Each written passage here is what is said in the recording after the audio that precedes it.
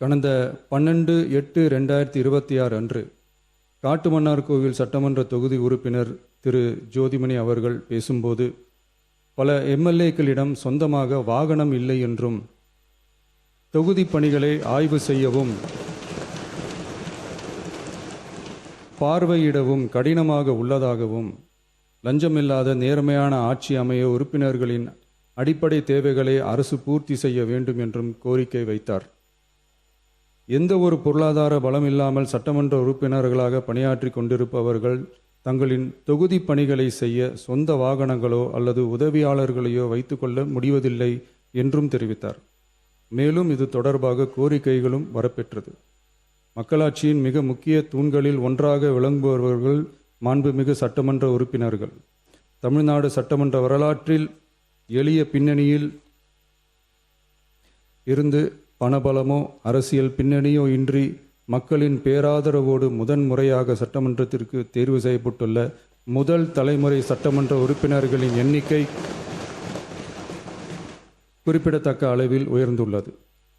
29/3/2026 அன்று நடைபெற்ற தமிழக வெற்றிக் கழக வேட்பாளர் அறிமுக கூட்டத்தில் நேர்மையாகவும் வெளிப்படைத்தன்மையுடனும் மக்கள் பணி செய்து ஊழலற்ற லஞ்ச லாவண்யமற்ற நிர்வாகத்தை மேற்கொள்வது என அனைத்து வேட்பாளர்களும் எடுத்துக்கொண்ட உறுதிமொழிக்கு ஏற்ப அதே பாதையில் தேர்ந்தெடுக்கப்பட்ட சட்டமன்ற உறுப்பினர்களும் செயல்பட்டு வருகின்றனர்.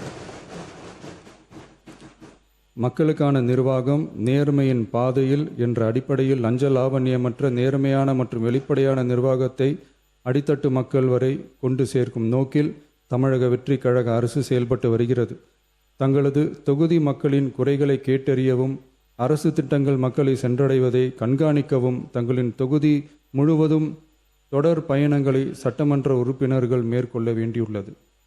பொருளாதார பலம் இல்லாமல் சட்டமன்ற உறுப்பினர்களாக பணியாற்றும் மற்றும் முதலாக சட்டமன்ற உறுப்பினர்களாக தேர்வு செய்யப்பட்ட உறுப்பினர்கள் தங்களது மக்கள் பணியை தோய்வின்றி தொடர்வதற்கும் அவர்கள் தங்களின் தொகுதி பணிகளை திறம்பட மேற்கொள்வதற்கு வசதியாக அனைத்து சட்டமன்ற உறுப்பினர்களுக்கும் அரசு சார்பில் வாகனம் வழங்கப்படும் என்பதை மகிழ்ச்சியோடு தெரிவித்துக் கொள்கிறேன்.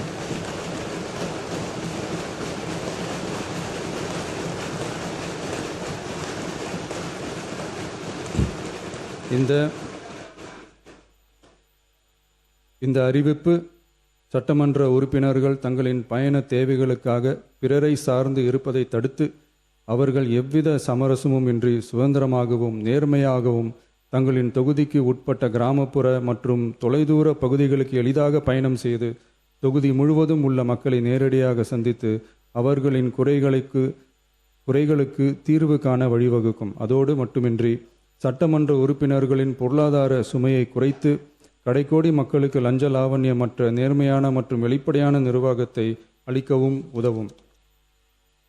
மேலும் சட்டமன்ற உறுப்பினர்கள் தங்களது தொகுதி சார்ந்த பல்வேறு பணிகளை மேற்கொள்ள ஏதுவாக சட்டமன்ற உறுப்பினர்கள் ஒரு உதவியாளரை நியமித்துக் கொள்வது அவசியம் என கருதப்படுகிறது.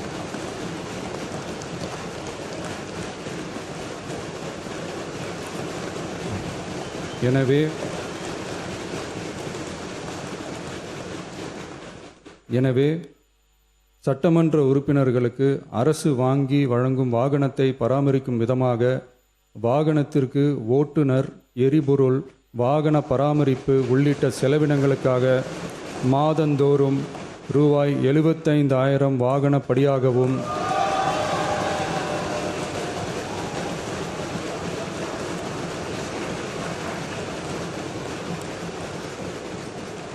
அலுவலக பணிகளில் உதவி செய்ய ஓர் உதவியாளரை நியமித்துக் கொள்ள மாதந்தோறும் ரூபாய் 25,000 உதவியாளர் படியாகவும்